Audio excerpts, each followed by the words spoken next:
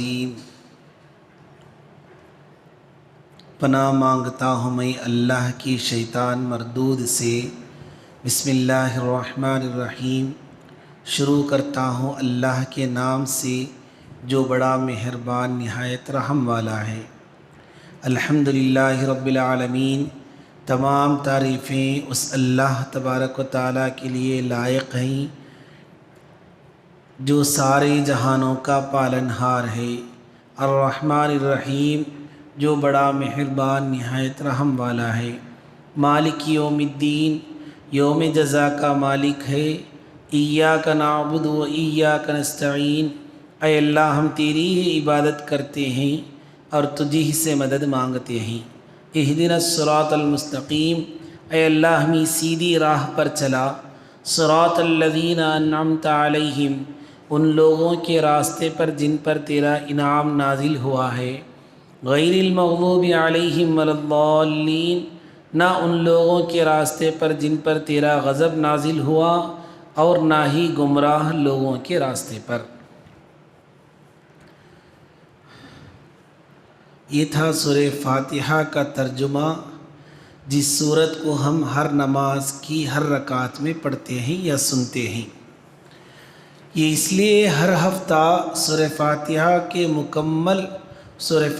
کا مکمل ترجمہ کیا جاتا ہے تاکہ ہم اس کا ترجمہ ہمیں یاد ہو جائے اور ہمیں سننے کے وقت میں یا پڑھنے کے وقت میں اس کے معنی کو غور کرتے ہوئے اس کو سمجھتے ہوئے پڑھیں۔ اس لیے ہر ہفتہ سورہ فاتحہ کا ترجمہ مکمل طریقے پر کیا جاتا ہے۔ اب رہی بات کہ آج ہم ایاک نعبد و ایاک نستعین اس آیت کے متعلق کچھ باتیں سنیں گے۔ پہلے ہی بتا دیا تھا کہ سورہ فاتحہ میں 7 آیتیں ہیں۔ شروع کی 3 آیتوں میں اللہ تبارک و تعالیٰ کی تعریف ہے۔ چوتھی آیت میں، اس آیت میں دونوں چیزیں موجود ہیں۔ اب یہاں پر جب یہ آیت بندہ پڑھتا ہے، اللہ تبارک و تعالیٰ ارشاد فرماتے ہیں ھذا بینی و بین عبدی، یہ آیت میرے اور میرے بندے کے درمیان میں ہے۔ اب اس آیت کا ترجمہ سن لیں۔ بہت ہی اسلامی عقیدے کی بات اس آیت میں بتائی جا رہی ہے۔ ایک مسلمان کو اللہ تبارک و تعالیٰ پر کیسے بھروسہ رکھنا چاہیے اور اپنی عبادت کو کس کے طرف پھیرنا، اور عبادت کے لیے عبادت کے وقت میں جو عقیدہ ہمارے ذہنوں میں ہونا، یہ ساری باتیں اس آیت کے اندر ہیں۔ کیا معنی ہے؟ پہلے ہم معنی سن لیں۔ ایاک نعبد و ایاک نستعین، اے اللہ ہم تیری ہی عبادت کرتے ہیں اور تجھی سے مدد مانگتے ہیں۔ یہ ہی کو نکال کر بھی ملا دیں تو یہ شرک کا لفظ ہو جاتا ہے۔ ہی کو نکال کر بھی ملا دیں، ہم تیری بھی عبادت کرتے ہیں، اسی کا نام شرک ہے۔ لوگ آ کر شرک کر کے کیا کرتے ہیں؟ شرک کا عجیب معنی بتاتے ہیں۔ اصل میں جو شرک ہے وہ یہی ہے کہ ہم تیری بھی عبادت کریں اور کیا کریں؟ تجھ سے بھی مدد مانگیں۔ یہ اللہ تبارک و تعالیٰ کو پسند نہیں ہے۔ حالانکہ ایاک نعبدو کے جگہ میں نعبدکا، ہم تیری عبادت کر سکتے ہیں، ایسا کہہ سکتا، ہم تیری عبادت کرتے ہیں ایسا کہہ سکتے تھے، لیکن یہاں ایسا نہیں۔ ایاکا، تیری ہی عبادت کرتے ہیں۔ عبادت کو اللہ کے ساتھ جوڑ دیا گیا ہے۔ عبادت اگر کسی کی ہوگی تو صرف اللہ تبارک و تعالیٰ کی ذات کی ہوگی، اللہ تبارک و تعالیٰ کے سامنے جھکیں گے، اس کے علاوہ یہ سر کسی کے سامنے نہیں جھکے گا۔ عبادت کے لیے اگر جھکنا ہے انسان کو تو صرف اور صرف خدا تعالیٰ کی ذات ہی ہے۔ اس کے علاوہ عبادت کے لیے کسی کے سامنے، چاہے وہ انسان ہو، چاہے انسانوں میں وہ اللہ والا ہو، چاہے وہ کیا ہو، اللہ کے نبی ہو، یہاں تک کہ خاتم الانبیاء سرکار دو عالم صلی اللہ علیہ وسلم کی ذات ہی کیوں نہ ہو، عبادت کے لحاظ سے نہیں جھکا جا سکتا۔ تو اسی کو یہاں آ کر اللہ تبارک و تعالیٰ سمجھا رہے ہیں ہم تیری ہی عبادت کرتے ہیں۔ دیکھیے سورہ کی جو ترتیب بنائی گئی ہے، پہلے کیا کہا؟ الحمدللہ رب العالمین، تمام تعریفیں اس اللہ کے لیے ہے جو سارے جہانوں کا پالنہار ہے۔ الرحمن الرحیم، وہ اللہ رحمان بھی ہے رحیم بھی ہے۔ مالک یوم الدین، وہ اللہ یوم جزا کا مالک ہے۔ فوراً ترتیب بدل کر اے اللہ ہم تیری ہی عبادت کرتے ہیں، یعنی وہ بولتے ہوئے اب کیا ہو گیا؟ فوراً اللہ کو حاضر ناظر مان کر ہم تیری عبادت کرتے ہیں۔ تیری کب کہتے؟ انسان تیری کب کہتا؟ کہ جب آدمی سامنے موجود ہو، جب اللہ تبارک و تعالیٰ کی تعریف ہو گئی تو اس کا دل ایسا بن جاتا ہے کہ خدا کو حاضر ناظر سمجھ کر اب اس کی عبادت کرنے لگتا ہے۔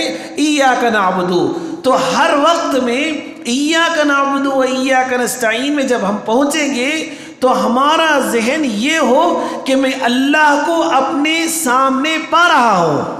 اللہ تبارک و تعالیٰ، اسی لیے حدیث میں آتا ہے کہ اعبد ربک کأن لم تکن تراہ، تو اللہ تبارک و تعالیٰ کی ایسی عبادت کر جیسا کہ تو اس کو دیکھ رہا ہے۔ فَإِن لَمْ تَكُنْ تَرَاهُ فَإِنَّهُ يَرَاكَ، اگر یہ ارادہ نہیں ہوا تو کم سے کم تیری عبادت میں یہ بات ضرور ہونا چاہیے کہ اللہ تبارک و تعالیٰ تجھے دیکھ رہا ہے۔ اگر یہ ارادہ دل میں آئے تو ہماری نماز میں خلوص پیدا ہوگا، ہماری عبادتوں میں کون سی بھی، مثال کے طور پر اللہ کا بندہ ذکر کر رہا ہے، سبحان اللہ، الحمدللہ، اللہ اکبر، یہ ذکر کر رہا ہے، تو اس وقت میں اللہ کو حاضر ناظر مان کر اگر ذکر کیا تو یہ کہ ایک لفظ اس کا جو منہ سے نکلے گا تو وہ لفظ اللہ تبارک و تعالیٰ کو بہت پسند ہوگا، اور خود اس کو کیا ملے گا کہ اس کی عبادت میں چاشنی پیدا ہو جائے گی، ایک الگ طریقے سے مزہ پیدا ہو جائے گا۔ بہرحال اب وہ بات رکھیں کہ ایاک نعبد، ہم تیری ہی عبادت کرتے ہیں۔ اب عبادت کا معنی یہاں عبد کا معنی ہے، عبد کا دو معنی ہے۔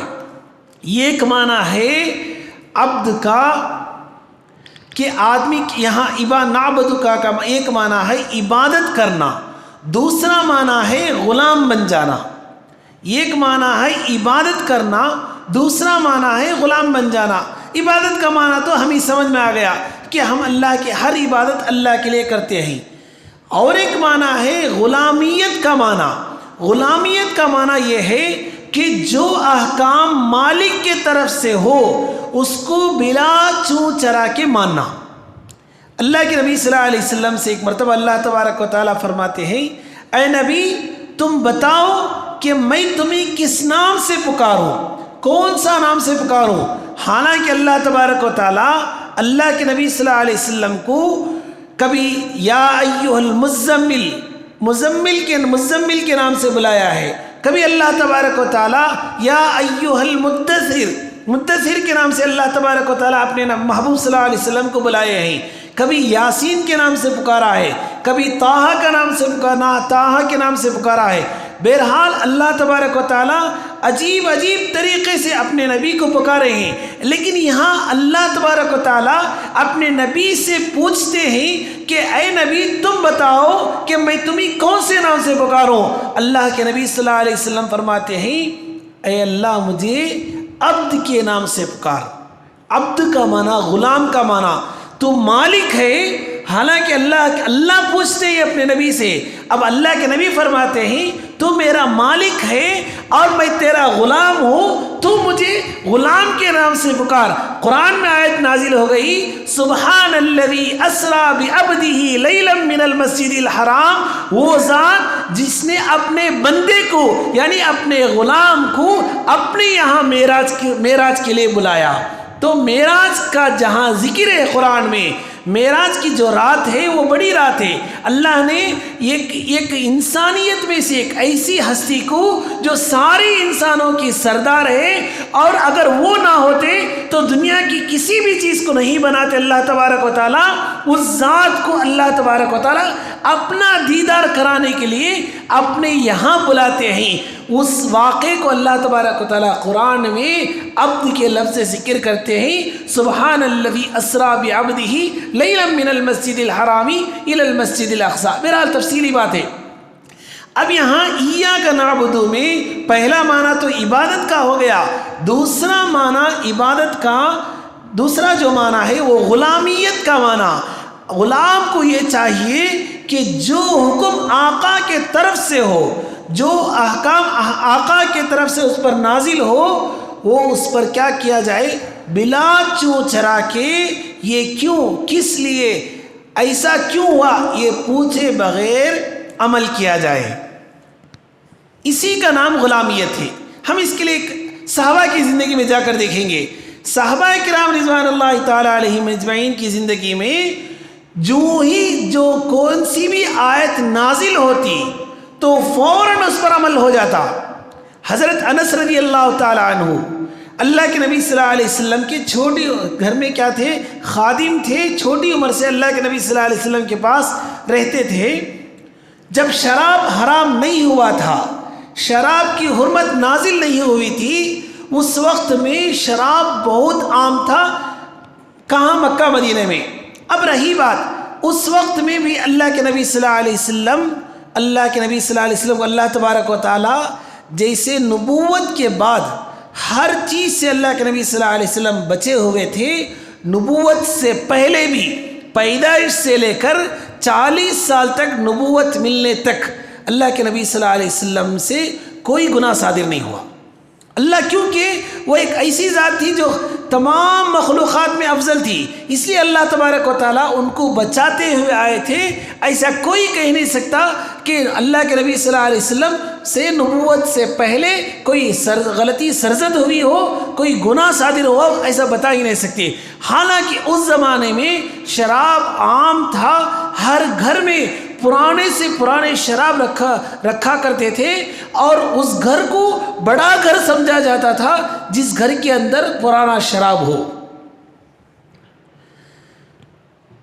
اب حضرت انس رضی اللہ تعالیٰ عنہ فرماتے ہیں، چھوٹے تھے وہ، میں صحابہ کرام کو جب ایک جگہ بیٹھ جاتے تھے تو گلاس میں شراب ڈال کر پیش کیا کرتا تھا، وہ آ کر اسے لے کر کیا کرتے تھے؟ پیتے تھے.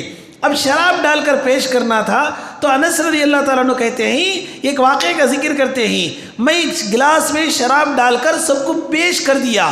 بعض صحابہ ہاتھوں میں گلاس کو اٹھا لیے، بعض صحابہ اس گلاس کو اپنے ہونٹوں سے لگا لیے. ایک صحابی اللہ کے نبی صلی اللہ علیہ وسلم کے پاس سے آئے، آ کر اعلان کرنے لگے، انما الخمر والمیسر والازلام رجس من عمل الشیطان فاجتنبوہ. یعنی یہ جو شراب وغیرہ ہے یہ اللہ کی طرف سے حرام ہو چکی ہے، اس پر حرمت کا حکم لگ گیا ہے، آج کے بعد یہ حلال نہیں ہے. تو کہا جاتا ہے، انس رضی اللہ تعالیٰ عنہ روایت کرتے ہیں، میں نے دیکھا جو صحابی اپنے منہ میں شراب کی گلاس کو لگائے ہوئے تھے انہوں نے فوراً گلاس پھینک دیا، اور جو صحابی اپنے ہاتھ میں لیے ہوئے تھے انہوں نے ڈال دیا، بانٹنے والے ڈال دیے، یہاں تک کہ اپنے گھروں سے شراب لا کر گلی میں ڈالنے لگے. اس دن شراب کے نالے مدینے میں بہنے لگے. یہ اثر تھا بلا چوں چرا کے عمل کر لینا، غلامیت کو قبول کر لینا. اسی کا نام ہے ایاک نعبد، اسی کا نام ہے ایاک نعبد. ہم صحابہ کی زندگی میں دیکھیں گے تو بلا چوں چرا کے جو ہی کوئی آیت نازل ہوتی، قرآن جو ہے ایک ساتھ نازل نہیں ہوا بلکہ 23 سال میں نازل ہوا. جب تھوڑے احکام نازل ہوتے، ایک آدمی مسلمان ہوتا تو اسے پکڑ کر پوری چیزیں یہ ہے وہ ہے، یہ چیزیں حرام وہ چیزیں حرام، ایسا نہیں کہنا چاہیے، بلکہ اسے تو پہلے توحید کی دعوت دینا، اس کے بعد دھیرے اسے کوئی چیز سمجھانا. اسی لیے صحابہ کرام کے لیے جو احکام نازل ہوئے وہ 23 سال میں نازل ہوئے. اب اسی میں سے ایک دن ایسا بھی تھا جس دن شراب کا حکم کیا ہوا؟ شراب کی حرمت کا حکم نازل ہوا. تو بہرحال ایاک نعبد میں دو معنی ہے، ایک تو عبادت کا معنی ہے، دوسرا معنی غلامیت کا معنی. اب دوسرا حصے پر چلے جائیں. وَإِيَّاكَ نَسْتَعِينُ، اے اللہ ہم تجھی سے کیا کرتے ہیں؟ مدد مانگتے ہیں. یہ مدد مانگنا اللہ کو خالق مطلق، رازق مطلق اور اللہ تبارک و تعالیٰ کو مختار کل سمجھ کر مدد مانگنا صرف اللہ ہی سے مدد مانگ سکتے ہیں، اس کے علاوہ کسی کے سامنے مانگ نہیں سکتے۔ یہ بہت بڑا مسئلہ ہے۔ آج اس عقیدے میں بہت بڑی بحث ہوتی ہے۔ اس عقیدے میں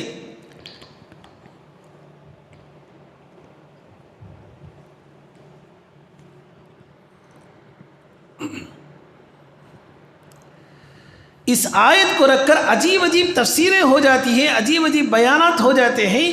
ہم اس آیت کو اگر سمجھ لیں، میں کہہ سکتا ہوں کہ ایک حد تک ہمارے عقیدے کیا ہو جائیں گے، صحیح ہو جائیں گے۔ مانگنا کس سے ہے؟ اللہ تبارک و تعالیٰ سے مانگنا ہے، اللہ کے علاوہ کسی سے مانگنا نہیں ہے۔ اس کا مطلب کیا ہے کہ مانگنے پر دینے پر جو قادر ذات ہے وہ اللہ تبارک و تعالیٰ کی ذات ہی ہے، اس کے علاوہ کوئی ذات نہیں ہے۔ ہاں، بیٹا باپ سے مانگتا ہے، یہ بھی مانگنا ہوا نا، یہ آ کر عارضی مانگنا ہے، یہ بھی اللہ تبارک و تعالیٰ کی قدرت ہی سے کیا ہے، مانگنا ہوتا ہے۔ اللہ تبارک و تعالیٰ چاہے تو اس باپ کے ذریعے سے دے سکتا ہے، دیتے ہیں اللہ تبارک و تعالیٰ۔ اب رہی بات کہ وَإِيَّاكَ نَسْتَعِينَ میں یہ نستعین مدد مانگنا، نہ تو کسی سے ہاں وسیلہ مانگ سکتے ہیں، وسیلہ مانگ سکتے ہیں، وسیلہ کا معنی یعنی طفیل مانگ سکتے ہیں کہ اللہ والوں کے پاس، اللہ کے نبیوں کے پاس کیا کر سکتے ہیں، وسیلہ مانگنے کی اجازت ہے۔ وسیلہ کے علاوہ ڈائریکٹ ان سے کیا کرنا، مانگنا، یہ بالکل اس کی اجازت نہیں ہے، چاہے وہ کتنے بڑے اولیاء ہی کیوں نہ ہو، کتنے بڑے اولیاء ہی کیوں نہ ہو۔ ان کے قبروں پر جا کر کہ تم ہمارا فلاں کام بنا دو، فلاں حاجت پوری کر دو، ہمارے گھر میں بچے نہیں ہیں، بچہ دے دو، ہم یہ قفل اٹکا دیں گے، وہاں سے بچہ آ جائے گا، یہ سارے کے سارے عقیدے غلط ہیں، یہ سارے کے سارے عقیدے غلط ہیں۔ تو پھر اللہ والوں کی قبروں کے پاس جانا نہیں، کیا جانے کی اجازت نہیں؟ کہ ایسا نہیں ہے، اللہ والوں کی قبروں کے پاس زیارت کی غرض سے جانے کی اجازت ہے، زیادہ سے زیادہ شریعت اس بات کی اجازت دیتی ہے کہ ہم اپنی مرادیں اللہ سے مانگ لیں، اس کے بعد ان کے حق میں بھی دعائیں کر دیں، یا اللہ ان کو جنت الفردوس میں بڑا مقام دے دے، یہ تیرے بڑے ولی ہیں۔ اس کے بعد اتنی بات کہنے کی اجازت ہے، اگر یہ آ کر آپ کے ولی ہیں، تیرے ولی ہیں، تو ان کے طفیل سے میری دعاؤں کو تو قبول فرما۔ اس کے علاوہ کوئی چیز وہاں سے ڈائریکٹ مانگنا اور چادر اڑانے پر فلاں کام بن جائے گا یہ سوچنا، اود بتی جلا دینے پر فلاں کام بن جائے گا یہ سوچنا، اس کا کوئی ثبوت شریعت میں نہیں ہے، اس کا کوئی ثبوت کہیں بھی نہیں ہے۔ اگر ایسا ہوتا تو اللہ کے نبی صلی اللہ علیہ وسلم کے مزار اطہر پر، اس پاک جگہ پر پوری دنیا لٹا دیتی، دنیا کے بڑے قالین ان کے مزار اطہر پر بچھا دیتے لوگ، کیونکہ یہ وہاں نہ کہ وہاں، اس سے پہلے ہی بتا دیا، اس مسئلے پر میں جانا نہیں چاہتا ہوں کہ حیات النبی، اللہ کے نبی صلی اللہ علیہ وسلم باحیات ہیں، اس کا مسئلہ تو ایک الگ مسئلہ ہے۔ بہرحال میں اتنی بات کہتا ہوں کہ ولیوں کے پاس زیارت کے لیے جانے کی اجازت ہے، وہ بھی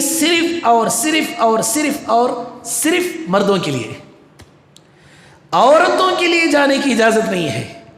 اب جاتے ہی یہاں جاتے ہی، اس سے مجھے کوئی لینا دینا نہیں ہے، اس سے مجھے کوئی لینا نہیں۔ صحابی گئے نہیں، اس سے پہلے بتا دیا، حضرت عائشہ رضی اللہ تعالیٰ عنہ گئے نہیں۔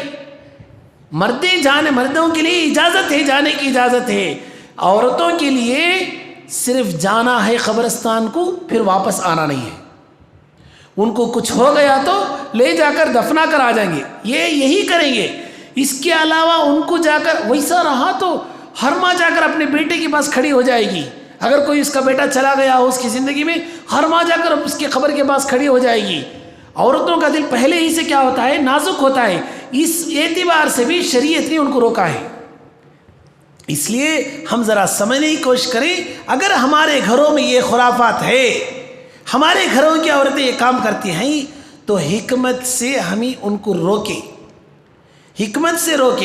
کی کوشش کریں، تاکہ ہنگامہ بھی نہ ہو، صحیح معنی میں شریعت سمجھ میں آ جائے، یہی اصل بات ہے۔ ایک بات یاد رکھ لیں، حضرت عائشہ رضی اللہ تعالیٰ عنہ، اس سے میں نے بتایا ہوں، عائشہ رضی اللہ تعالیٰ عنہ ایک بچے کو لا کر کیا کرتے ہیں، گود میں بٹھاتے ہیں کس کے گود میں بٹھاتے ہیں؟ اپنے گود میں بٹھاتے ہیں، اسے سوار سنگار کر اچھی طریقے سے. بچے پہلے سے ہی خوبصورت ہوتے، ابھی ان کو سوار دیے تو اور بھی خوبصورت ہو جاتے بچے.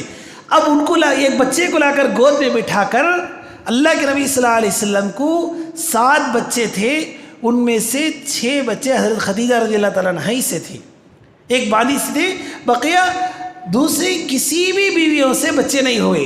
ان میں سے جو نوجوان ہیں حضرت عائشہ صدیقہ رضی اللہ تعالیٰ عنہا، وہ بھی بچے، ان کو بھی بچے نہیں ہوئے.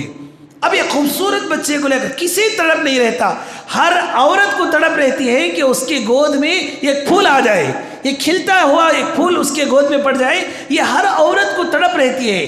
جس عورت کے بچے نہ ہوں ان سے جا کر پوچھے کہ کیا حال گزرتا ہے. اب رہی بات حضرت عائشہ جیسے رضی اللہ تعالیٰ عنہ جو ساری امت مسلمہ کی ماں ہیں، یہ ایک بچے کو اپنے گود میں بٹھا کر اللہ کے نبی صلی اللہ علیہ وسلم کی طرف دیکھ کر آنکھوں سے آنسو نکلتے ہیں، روتے ہی حضرت عائشہ رضی اللہ تعالیٰ عنہ. اگر اس وقت میں اللہ نے اللہ کے نبی سے فرمایا، اے نبی اگر تم کہہ دو گے تو میں یہ احد کے پہاڑ کو سونا بنا کر تمہارے ساتھ چلا دوں گا، تم جہاں جہاں جاؤ گے وہ سونا کا پہاڑ تمہارے ساتھ چلے گا. یہ کہنے والے خدا کی ذات، یہ کہنے والی ذات جب اللہ کے نبی صلی اللہ علیہ وسلم کو دیکھ کر حضرت عائشہ رضی اللہ تعالیٰ عنہ روتی ہیں، تو اللہ کے نبی صلی اللہ علیہ وسلم ایسا بیٹھے ہوئے تھے، فوراً سیدھے بیٹھ جاتے ہیں، سمجھ جاتے ہیں کہ یہ کہہ رہی ہے کہ ایسا ایک بچہ میرے گود میں ہوتا تو بہت اچھا رہتا. آپ کیا کر دیں، اللہ سے مانگ کر، یعنی آپ دے دیں یہ نہیں کہتی تھی، بلکہ اللہ سے مانگ کر میرے گود میں بھی ایک بچہ کیا کر دیں، دے دیں. اللہ کے نبی صلی اللہ علیہ وسلم فرمایا، اے عائشہ تم کیا سمجھتی ہو، یہ بچہ دینے کا خزانہ میرے پاس ہے، میرے پاس نہیں ہے، بلکہ یہ بچہ دینے کا خزانہ میرے خدا کے پاس ہے. یہ اللہ کے نبی کو معلوم تھا کہ ان کی امت بعد میں آئے گی، قبروں پہ جا کر بچوں کو مانگے گی، قبروں پہ جا کر قفلیں لگائے گی اور یہ سوچے گی کہ اس قفل لگانے کی وجہ سے میرے گود میں پھول کھل جائے گا. یہ اللہ کے نبی صلی اللہ علیہ وسلم کو اس کا علم ہوا ہوگا، جس کی وجہ سے اللہ کے نبی صلی اللہ علیہ وسلم نے ان کے گھر کی ایک عورت کو یہ کہہ دیا کہ بچہ دینے کا خزانہ میرے پاس موجود نہیں ہے بلکہ میرے خدا کے پاس موجود ہے. تو کہہ یہ رہا ہوں کہ ایاک نعبد و ایاک نستعین میں ایک ہمارا بہت بڑا عقیدہ چھپا ہوا ہے. ابھی اس کی بہت ساری تفصیلی باتیں ہیں، انشاءاللہ 1 ہفتہ 2 ہفتہ اسی ایاک نعبد و ایاک نستعین میں ہم کیا کریں گے، بات کریں گے، تاکہ ہمارے دلوں کے عقیدے جہاں پر شک و شبہ ہے یہ ساری کی ساری چیزیں کیا ہو جائے، ہمارے دلوں سے نکل جائے. ہم ضرور مانتے ہیں، اللہ والوں کو مانتے ہیں، اللہ کے ولیوں کو مانتے ہیں، صحابہ کو مانتے ہیں، اللہ کے نبی کو ہم مانتے ہیں، لیکن جس حد تک ان کو ماننا ہے اور جس درجے کا ان کو ماننا ہے ہم ضرور مانیں گے. ان سے وسیلہ پوچھیں گے، ان کے طفیل سے ہماری دعاؤں کو قبول کرائیں گے، یہ سب کچھ کرائیں گے، ان کی زیارت کرائیں گے، ان کی زیارت کریں گے، یہ سب کچھ کریں گے. لیکن جو قادر مطلق ہے اس کا درجہ ولیوں کو ہم نہیں دیں گے. اللہ کا جو درجہ ہے، اللہ کا جو درجہ ہے، اللہ کا جو مقام ہے، اس مقام میں لگا کر ایک بزرگ کو، چاہے کتنے بڑی ولی ہی کیوں نہ ہو، چاہے وہ عبد القادر جیلانی رحمۃ اللہ علیہ کیوں نہ ہو، ہم اس کو اللہ کی جگہ میں ہرگز نہیں رکھیں گے. بس اللہ سے دعا کیجیے کہ اللہ تبارک و تعالی ہمیں عمل کی توفیق عطا فرمائے.